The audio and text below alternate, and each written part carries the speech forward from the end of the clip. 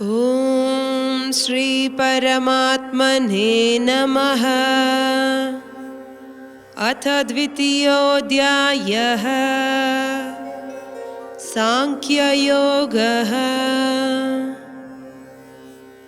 ಅಧ್ಯಾಯ 2, ಶ್ಲೋಕ 40. ನೇಹಾಭಿಕ್ರಮನಾಶೋಸ್ತಿ ಪ್ರತ್ಯವಾಯೋ ನ ವಿದ್ಯತೆ ಸ್ವಲ್ಪಮಪ್ಯಸ್ಯ ಧರ್ಮಸ್ಯ ತ್ರಾಯತೆ ಮಹತೋ ಭಯಾತ್.